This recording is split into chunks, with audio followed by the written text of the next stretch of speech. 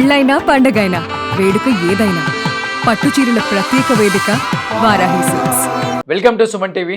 నేను మీ రోషన్. పేదవాడి పక్షాన కష్టం అనిపిస్తే ఆమె ఎప్పుడూ కూడా తన గొంతును చాలా గట్టిగా వినిపిస్తారు. ఎందుకంటే ఈరోజు బెట్టింగ్ యాప్స్ కావచ్చు, రకరకాల యాప్స్ వచ్చి క్రికెట్ మీద బెట్టింగ్స్ కావచ్చు, వాళ్ళ జీవితాలు, వాళ్ళ కుటుంబాలు రోడ్డును పడుతున్న రోజులు వచ్చేసాయి. కానీ సొసైటీ మారట్లేదు. ఎందుకంటే పోయేది నా జీవితమే కదా, నువ్వేంటి చెప్పేది అనే స్థాయికి వచ్చేసారు. పోయేది మీ జీవితమే కాదని చెప్పట్లా. సొసైటీలో ఉన్నవాడికి ఎవ్వడికి కూడా మనం మెసేజ్ ఇవ్వకూడదు. ఇచ్చినా తీసుకునే పరిస్థితుల్లో వాళ్ళు లేడు. జస్ట్ అవేర్నెస్ కోసమే ప్రతిదీ కూడా సుమన్ టీవీ ఫస్ట్ నుంచి కూడా వేడుకుంటుంది కూడా అవేర్నెస్. కుటుంబంలో ఎవడో ఒకడు మారితే ఆ కుటుంబం అంతా హ్యాపీగా ఉంటుంది కదా అని ఒక చిన్న కాన్సెప్ట్తోనే రకరకాల ప్రోగ్రామ్స్ చేస్తూనే ఉన్నాం. రీసెంట్గా చూస్తే మీరు ఇంత టెక్నాలజీ వచ్చేసింది, ఇంకా ప్రజల పాపం ఎంత అయోమయంగా ఉన్నారంటే కొన్ని చోట్ల పల్లెటూర్లలో అంటే అధిక వడ్డీ, రూపాయి కాదు, ₹2 కాదు, ₹10 వడ్డీ అంటే కూడా డబ్బులు ఇచ్చేసే పరిస్థితి. వాడి ఎదవా మంచోడా అసలు ఏంటి దొంగ ఇవి కూడా తెలుసుకోలేని పరిస్థితుల్లో ఉన్నారా అంటే నిజంగా ఉన్నారా అనిపించింది నాకు. ఎంతోమంది విక్టిమ్స్ దాదాపు 1000 కోట్ల పైగా స్కామ్ అని చెప్పారు, 150 కోట్లు అన్నారు, 500 కోట్లు అన్నారు, దీని వెనక పెద్ద పెద్ద వాళ్ళు ఉన్నారన్నారు. తీరా చూస్తే పాపం బలైంది మాత్రం విక్టిమ్స్, బాధితులు అందరూ కూడా ఎస్టీ సామాజిక వర్గానికి చెందిన వాళ్ళు. ₹1,00,000 తెచ్చుకోవాలంటే చాలా కష్టం వాళ్ళకి. ₹1,00,000, ₹10, ₹5 నెత్తికి తెచ్చుకునే వాళ్ళని నేను ఎంతోమంది చూశాను. ఆ తాండాలలో నేను బస్ చేశాను, వాళ్ళ కష్టాలు చూశాను, వాళ్ళ బువ్వ తిన్నా, వాళ్ళ ప్రేమ చూసిన.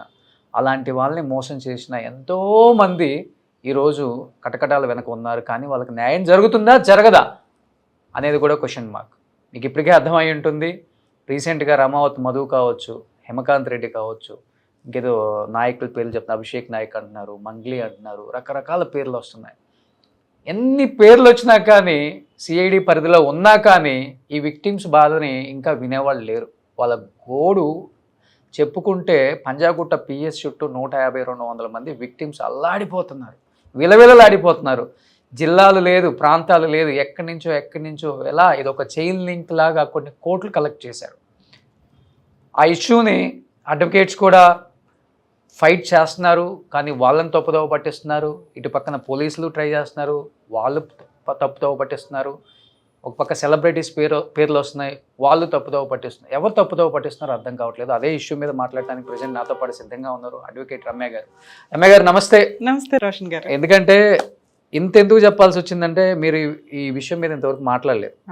అంటే సమాజానికి ఉపయోగపడే ఒక మంచి మెసేజ్ ఇచ్చే అవేర్నెస్ వీడియో, బట్ చాలా సెన్సిటివ్, డెలికేట్ చెప్పాలంటే.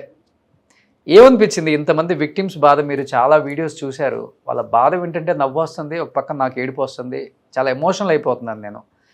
కానీ మీరు ఎన్నో ప్రాబ్లమ్స్ మీద రకరకాలుగా ఫైట్ చేశారు. ఇది చాలా చెప్పాలంటే చాలా పెద్ద మాయాజాలం ఇది. ఇష్యూ మీద ఏమనిపించింది? విక్టిమ్స్ వచ్చినప్పుడు ఏమనిపించింది? అడ్వకేట్లు మాట్లాడినప్పుడు ఏమనిపించింది? Prevention of money laundering act 2002 అదేం చెప్తుంది? అక్రమంగా సంపాదించిన డబ్బుని మ్యానిపులేట్ చేస్తే దాన్ని లీగాలిటీ చేయటం కోసం నానా రకాల పనులు చేస్తూ ఉంటారు. అక్రమంగా సంపాదించడం అంటే తప్పుడు మార్గాల్లో సంపాదించడం, అవతల వ్యక్తిని మోసం చేసి కానీ, ట్రాప్ చేసి కానీ, అట్రాక్ట్ చేసి కానీ నమ్మించటం అనమాట. నమ్మించి నానా రకాల ప్లేసుల నుంచి అమౌంట్ ఒక చోటకి ఎస్టాబ్లిష్ చేసుకొని దాన్ని కన్వర్ట్ చేసుకోవడం కింద లెక్క. ఇది ప్రూవ్ చేయాలి అంటే ఒకవేళ ప్రూవ్ చేస్తే మ్యాక్సిమం పనిష్మెంట్ 7 years. అంతకంటే ఎక్కువ అంటే అమౌంట్ ఎక్కువగా ఉంది, క్రైమ్ పర్సంటేజ్ ఎక్కువగా ఉంది. ఈ ప్రాసెస్లో కొన్ని సందర్భాల్లో మనం వీడియోలు లేడీస్ని ట్రాప్ చేస్తూ వీడియోలు తీసిన కేసులు కూడా చాలా వింటూ ఉంటాం. ఇలాంటివి ఎక్కువ ఉన్నప్పుడు more than 10 years పనిష్మెంట్ పడడానికి కూడా అవకాశం ఉన్న కేసు.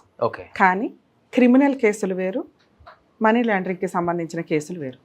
ఇవి ఎవరన్నా పెద్ద వ్యక్తులు ఉన్నప్పుడు ఇమ్మీడియట్గా ఐడెంటిఫికేషన్ అవుతూ ఉంటాయి తప్ప ఇలాంటివి చాప కింద నీరులాగా నడుస్తూనే ఉంటాయి. ఎవ్రీడే జరుగుతూనే ఉంది. ఈ రోజున సుమన్ టీవీలో రోషన్ గారు రేస్ చేసిన ఈ వాయిస్ మిగతా వాళ్ళు ఎంతమంది మాట్లాడారో నాకు తెలియదు, కానీ పర్ఫెక్ట్ పాయింట్, అవతల వ్యక్తులు ఎవరున్నారని కూడా చూడకుండా కరెక్ట్గా మాట్లాడారు బాధితుల తరపున. అంటే ఒక యాంకరు ఈ టైప్ ఆఫ్ వాయిస్ రేస్ చేయడం నేను ఫస్ట్ టైం విన్నా. ఓకే. నేను నిజంగా హ్యాపీ ఫీల్ అవుతున్నానండి మీ వాయిస్ రేస్ చేసిన విధానానికి. ఎందుకంటే లీగాలిటీ తెలిసి మేము రేస్ చేయటం వేరు, సోషల్ అవేర్నెస్ మీద ప్రజా సమస్యల మీద సుమన్ టీవీ తరపున రోషన్ గారు వాయిస్ రేస్ చేయడం వేరు. అదేంటి మేడం, అందరికీ అన్యాయం జరుగుతుంది, వీటికి లీగాలిటీ ఎలా ఉంటుంది? మీరు అడిగిన క్వశ్చన్ ఇందాక. సార్, ఎప్పుడైనా ఆశ, ఈ ఆశ జనాల్ని అట్రాక్ట్ చేస్తూ ఉంటుంది. ఈ రోజు కాదు, మ్యాక్సిమం హ్యూమన్ రైట్స్ కమిషన్ 2005లో వచ్చినాక 2008 నుంచి ఛానల్స్లో సోషల్ అవేర్నెస్లకి సంబంధించి ఎప్పటికప్పుడు ఏదైనా గొడవ జరుగుతున్న వెంటనే డిబేట్స్ కానీ ప్రోగ్రామ్స్ కానీ చెప్తూ ఉంటారు. మహిళలకు సంబంధించిన సమస్యలు కానీ, జెంట్స్ సమస్యలు కానీ, రేప్ కేసులు కానీ, ఇలా మనీ లాండరింగ్కి సంబంధించిన కేసులు కానీ, సైబర్ క్రైమ్లు కానీ, ప్రతి ఒక్కళ్ళం వాయిస్ రేస్ చేసి చెప్తూనే ఉన్నాం. ఇందాక మీరు ఇంట్రడక్షన్ చెప్తున్నప్పుడే చాలా నీట్గా చెప్పారు, ఒక్కళ్ళు మారినా చాలండి అని. నేను యాక్చువల్గా సుమన్ టీవీలో ఈ ప్రోగ్రామ్ గురించి మాట్లాడుతున్నప్పుడు మనం కొన్ని ప్రోగ్రామ్స్ చేస్తూ ఉంటాం కదా, రిపీటెడ్గా వేస్తూ ఉంటారు ఛానల్స్లో. ఎందుకు రిపీటెడ్గా వేస్తారంటే అప్పుడు చూసి ఎపిసోడ్ అయిపోతుంది, మిగతా వాళ్ళు ఎవరైనా మళ్ళీ చూస్తే ఒక్కళ్ళు రియలైజ్ అయినా అది చాలా యూజ్ అవుతుంది, దానికోసం రిపీటెడ్గా అప్లోడ్ చేస్తాం. ఇప్పుడు కూడా ఈ టాపిక్ మనం మాట్లాడుతున్నా ఎవరో ఒకళ్ళు అక్కడ మనీ లాండరింగ్లో మోసపోతూనే ఉంటారు. 11-12 అయ్యింది కదా, హ్యాపీగా ఎవరో సోషల్ మీడియాలో పెడుతూ ఉంటారు, వీళ్ళు అట్రాక్ట్ అయ్యి వెళ్ళి కడుతూనే ఉంటారు. ఈజీగా ఎక్కువ ఇంట్రెస్ట్ వస్తుందని ఎలా నమ్ముతున్నారు? ఈజీగా ల్యాండ్స్ మీ పేరు మీద ఈ రోజున పావలా తీసుకొని రేపు రూపాయితో రిజిస్ట్రేషన్ చేస్తారని మీరెందుకు అనుకుంటున్నారు? ఏ సెలబ్రిటీని చూసి మీరు అట్రాక్ట్ అవుతున్నారు? ఒకప్పుడు సెలబ్రిటీ తనం అంటే సోషల్ రెస్పాన్సిబిలిటీ, ఒక బెలూన్ లైఫ్. వాళ్ళు బిక్కుబిక్కుమని ఉంటారు, ఎందుకంటే ఏ తప్పు చేస్తే సొసైటీలో శిఖరం మీద ఉన్న వాళ్ళు పాతాళంలోకి వెళ్ళిపోతారు అని. ఈ రోజున సెలబ్రిటీ తనం అంటే అంత ఫేకే. పబ్లిసిటీ అనేది ఈజీగా సోషల్ మీడియా ద్వారా బూతు మాట్లాడుతున్న సెలబ్రిటీలు అవుతున్నారు, పిచ్చిగా అరుస్తున్నా అవుతున్నారు, పిచ్చి డ్యాన్స్లు వేసినా అవుతున్నారు, మేకప్లు వేసుకుని ఇష్టం వచ్చినట్టు ఏదైనా మాట్లాడినా అవుతున్నారు.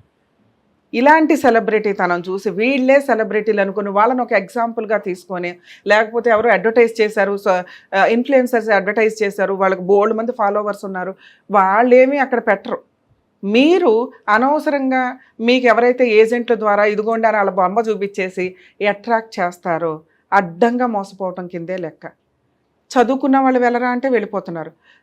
రోషన్ గారు చెప్పినట్టు విలేజెస్లోనూ మిగతా వాళ్ళు వెళ్ళరా అంటే వెళ్ళిపోతున్నారు. ఎందుకంటే కష్టార్జితం 10 రూపాయలు సంపాదించుకొని అక్కడెక్కడో తీసుకెళ్ళి పెట్టేస్తూ మాకు 20 రూపాయలు వస్తాయి షార్ట్ టైంలో అంటే అది నిజమే కాదు. చైన్ సిస్టమ్ ద్వారా అమౌంట్లు కట్టి 18 years బ్యాక్ సర్వనాశనం అయిపోయిన జనాలు లక్షల్లో ఉన్నారు.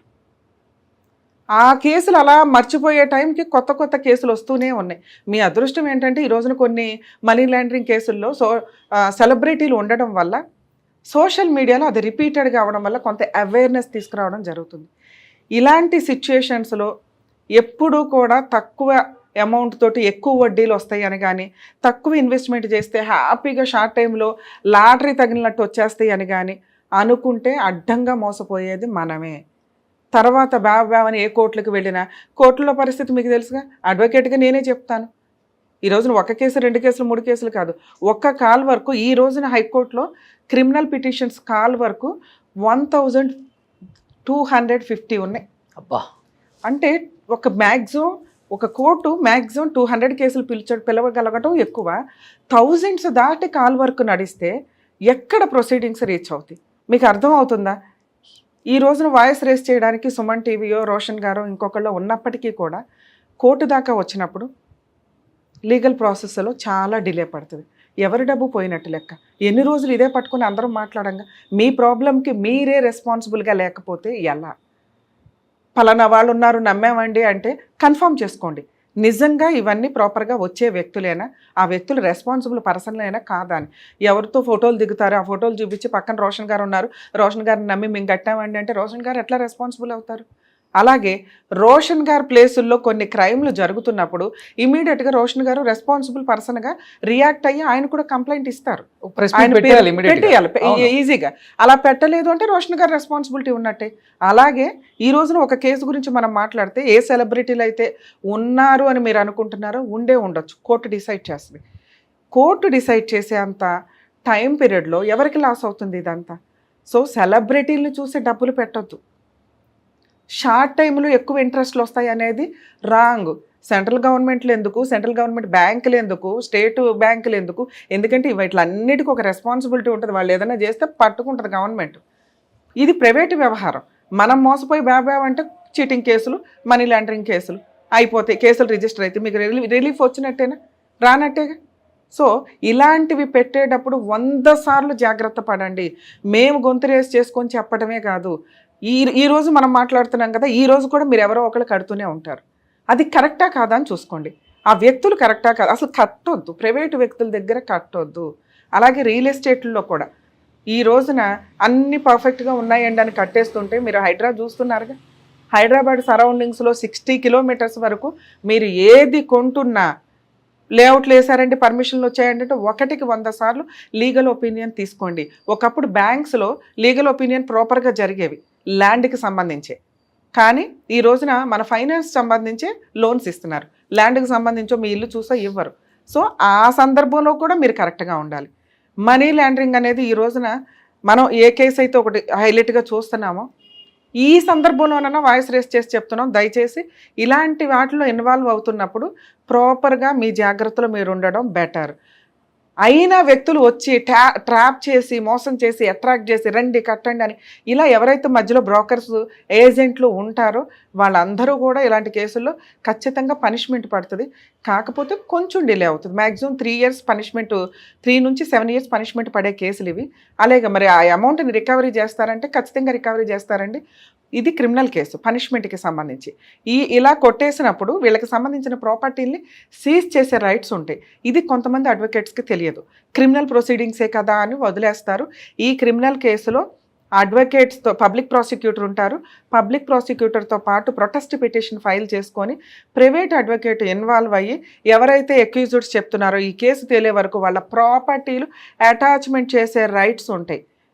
ప్రాపర్టీలు ఇప్పటికిప్పుడు ఇమీడియట్గా అటాచ్ చేస్తే కనుక వాళ్ళ పేర్లు మార్చుకోకుండా, రిజిస్ట్రేషన్ల పేర్లు మార్చుకోకుండా ఆపగలుగుతారు. వీళ్ళ ప్రాపర్టీలు ఎక్కడున్నాయో ఎంక్వైరీ చేసి ఆ ఈసీ కాపీలు డీటెయిల్స్తో పాటు, ఈసీ కాపీలు ప్రాపర్టీ డాక్యుమెంట్లు కూడా అవసరం, ఆ ఈసీ కాపీస్ తోటి మీరు ప్రాపర్టీ అటాచ్మెంట్కి ఒక పిటిషన్ పడేసి ఉంచి రిజిస్ట్రార్కి నోటీస్ ఇస్తే చాలు, అటాచ్మెంట్ కూడా రావసరం.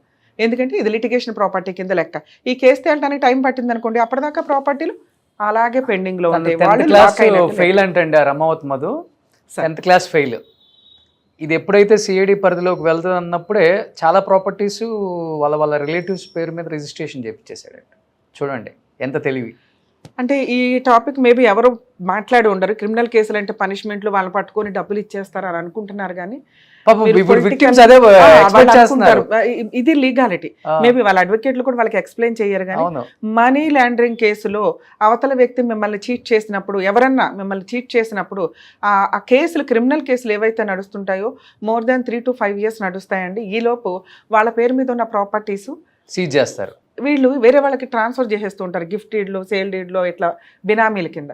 ఈలోపు వీళ్ళు ఈ కేసు వేయడం కూడా చాలా మందికి తెలియదు, అటాచ్మెంట్ క్రిమినల్ కేసుల్లో వేయొచ్చు అని. ప్రాపర్టీ అటాచ్మెంట్లు వేసుకుంటే ఇప్పుడు మీరు చెప్తున్నారు 10th క్లాస్ చదివిన అతనికి ఇంతమంది ఇన్ని కోట్లు, మీరు మాట్లాడుతున్నది 100 crores 200 crores.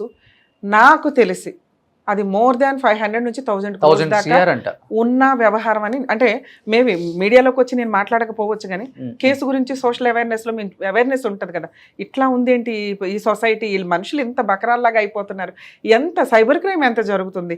ఈ రోజు మాట్లాడుతుంటే సైబర్ క్రైమ్ జరుగుతూనే ఉంటుంది. ఎన్ని రకాలుగా జరుగుతుందో గవర్నమెంట్ మొత్తుకొని చెప్తుంది. మనకి ఏదో రింగ్ టోన్ పెట్టిన సందర్భాలు కూడా ఉన్నాయి. అయినా వీళ్ళు మోసపోతానే ఉంటారు. ఆశ, భయం, అనవసరంగా వెళ్ళి మీరు ఇన్వాల్వ్ అయ్యి డబ్బులు కట్టడం అనేది మీ గొయ్య మీరు తవ్వుకోవడం కింద లెక్క. ఈ కేసులో కూడా సార్ అక్యూజ్డ్ 5 మెంబర్స్ని మనం చూస్తున్నాం. 5 to 7 మెంబర్స్ ఎవరు ఉన్నారు, వీళ్ళందరి ప్రాపర్టీస్ కేసు తేలే వరకు సీజ్ చేసే రైట్స్ ఉన్నాయి. ఆ అడ్వకేట్స్ ఎవరైతే ఉంటారో ఆ పిటిషన్ వేసుకోవడం బెటరు. విక్టిమ్స్ దయచేసి కంగారు పడకండి, ప్రాపర్టీస్ అటాచ్మెంట్ చేస్తే మీరు రిలాక్స్. ఒకవేళ ప్రాపర్టీస్ అటాచ్మెంట్ చేయలేకపోతే ఓన్లీ పనిష్మెంట్సే పడుతూ ఉంటాయి. ఓకే. సో నెక్స్ట్ మ్యాక్సిమం ఇందాక మనం అనుకున్నాం ఈ కేసులు రోషన్ గారు, సుమన్ టీవీయో, పోలీసులు, సిబిఐ వాళ్ళు, ఎవరో ఒకరు సిఐడి వాళ్ళు, వీళ్ళంతా ఇన్వాల్వ్ అయిపోయి గబగబా వాళ్ళని పట్టేసుకొని అలా అకౌంట్లు సీజ్ చేసేసి వీళ్ళకి అమౌంట్లు ఇస్తారేమో అనుకుంటే అది జరిగే పని కాదండి. ఈ మాత్రం వాయిస్ రేస్ చేయడం వల్ల తప్పించుకునే వ్యక్తుల్ని అక్యూజ్డ్ కింద కేసులో రిజిస్టర్ చేయగలిగారు. 2 ప్రాపర్టీ అటాచ్మెంట్ చేస్తేనే రేపొద్దుట కోర్టు ఈ ప్రాపర్టీ అమౌంట్స్ని వీళ్ళకి అడ్వకేట్ కమిషనర్స్ని ఎవరినైనా అపాయింట్ చేసి ఇంత రూపాయికి పావలా వస్తే పావలా, ₹10 వస్తే ₹10, ₹2 వస్తే ₹2 కూడా విత్ ఇంట్రెస్ట్తో ఇప్పించడానికి అవకాశం ఉంది. అంటే ఎంత ఉంటే అంత అందరికీ ఈక్వల్గా వాళ్ళ రేంజ్ని బట్టి ఇప్పిస్తారు. ఇన్ కేస్ అలా లేకపోతే పనిష్మెంట్, జైలుకి వెళ్తారు. ఓకే, చూసారా మీ సర్వీస్లో ఇలాంటి కేసెస్ ఎన్నో చూసుంటారు కదా సార్? పొలిటికల్ వాళ్ళు ఫేమస్ పర్సన్స్ కూడా ఉన్నారు, కొన్ని నెలలు జైల్లోకి వెళ్ళి బయటకు వచ్చి స్టిల్ ఇప్పటికీ పెండింగ్ ఉన్నాయి, అవి వేల కోట్లకి సంబంధించి. కాబట్టి ఇది కూడా ఒక చిన్న సెలబ్రిటీ, మేబీ చిన్న పెద్ద సెలబ్రిటీ ఫోటోలు పెట్టుకొని ఇంతమంది ఏడుపు అనేది మామూలు విషయం కాదండి. ఎవరన్నా కానీ కష్టపడి సంపాదించాలి. కష్టపడి సంపాదించేది క్యారెక్టర్తో ఉండాలి. అవతల వ్యక్తి పొట్టగొట్టేటట్లు ఉండకూడదు. ఈ 3 పనులు చాలా సివియర్గా ఈ కేసులో నాకు ఈజీ మనీకి అలవాటు పడ్డారు. ఇది ఎంత కాలం అండి? మనిషి జీవితం చూస్తుంటే మేడం ఒక 5-10 years బ్యాక్ ఓఆర్ఆర్ లో ఇప్పుడంటే 100 కోట్లు అంటున్నారు కానీ అప్పుడు ఇంత ఉండేది కాదు. ప్రతి వెంచర్ లో ఒక హీరో ఫోటో ఉండేది, ఇప్పుడు లేవు. ఎందుకంటే బ్రాండ్ అంబాసిడర్లు అప్పుడు. మీకు రియల్ ఎస్టేట్ విషయాల్లో అయితే మ్యాక్సిమం అదే జరుగుతుంది. కానీ ఆ ఇన్ఫ్లుయెన్సర్స్ కానీ ఆ సెలబ్రిటీలు కానీ రెస్పాన్సిబుల్ పర్సన్స్ కాదు, అడ్వర్టైజ్ ఇచ్చి వెళ్ళిపోతారు. ఈ విషయం కూడా మనం 100 సార్లు చెప్తున్నాం. మనం గుట్కాల దగ్గర నుంచి పాన్ పరాగుల దాకా కూడా వాళ్ళు తినరు, చావరు. వీళ్ళు వాళ్ళని చూసి వాళ్ళు తాగుతున్నారు కదా ఆ స్టైల్ మెయింటైన్ చేస్తే మన జీవితాలే నాశనం అవుతాయి, మన ఆరోగ్యమే నాశనం అవుతుంది. అలాగే మనీ లాండరింగ్ విషయానికి వచ్చేసరికి జాగ్రత్త పడకపోతే వాళ్ళ జోబులోంచి ఎట్లా తీసి మీరు ఏదో గబగబా బ్యాగ్లోంచి తీసి ఇచ్చినట్లు కాదు, తీసుకురావడానికి చాలా టైం పడుతుంది, లేదా వాళ్ళకి పనిష్మెంట్ పడుతుంది. ఒకవేళ తీసుకురావాలంటే ప్రాపర్టీ అటాచ్మెంట్ చేయాలి. సో టెన్షన్ పడొద్దు. కనీసం ఈ రోజున ఇంత వాయిస్ రేస్ చేయడం వల్ల కేసులు రిజిస్టర్ చేసి అవతల వ్యక్తిని కంట్రోల్ చేయగలిగారు. మ్యాక్సిమం వాళ్ళకున్న ఇన్ఫ్లుయెన్స్లకు పేర్లే లేకుండా చేసుకోగలరు. సో సుమన్ టీవీ తరపున రోషన్ గారు చేసిన ఈ సర్వీస్కి నేను నిజంగా హ్యాపీ ఫీల్. థ్యాంక్ యూ అండి. ఎందుకంటే మనం సొసైటీకి, నేను కూడా లాస్ట్ ఇయర్ వరకు ఈ సినిమా పాలిటిక్స్ అంతా చేసి అవేర్నెస్ వీడియోస్ చాలా తగ్గించాను. నేను కూడా చెయ్యాలి. చేసినప్పుడు ఏంటంటే అట్లీస్ట్ మొత్తం సమాజం మారిపోతుందని కాదులే కానీ ఎవడో ఒకడు మారితే ఆ ఊరు మారిపోయిద్దంట కదా. పల్లెటూరు అది శ్రీమంతుడు సినిమాలు చూసినట్టు మనం వెంటనే మార్చలేం కానీ అట్లీస్ట్ మారుతుంది ఒక చిన్నదండి. నాకు మీతో ఎందుకో చేయాలనిపించింది ఒక అవేర్నెస్ వీడియో. ఎందుకంటే మీ మాట కొంచెం బాగా వింటారు రూరల్ ఏరియాలలో, మీకు అంతమంది ఫ్యాన్ ఫాలోయింగ్ ఉంది అక్కడ. అరే రమ్య గారు అంటే ఇష్యూ మీద ఫైట్ చేస్తుంది, అడ్వకేట్ లాగా మాట్లాడదు, మా ఇంట్లో ఒక అక్క చెల్లిలాగా అమ్మలాగా ఫీల్ అవుతుంది ఆమె మా విషయాన్ని ఆమె ఓన్ చేసుకొని మాట్లాడతారని ఉంది. కాబట్టి ఈ మనీ లాండరింగ్ మళ్ళీ జరగకూడదు. ఇలాంటి మోసపోయే వాళ్ళకి మీరు ఒక చిన్న మెసేజ్ ఇస్తే బాగుంటుందని ఒక చిన్న ప్రయత్నం అండి. థ్యాంక్ యూ రమ్య గారు, థ్యాంక్ యూ సో మచ్ అండి.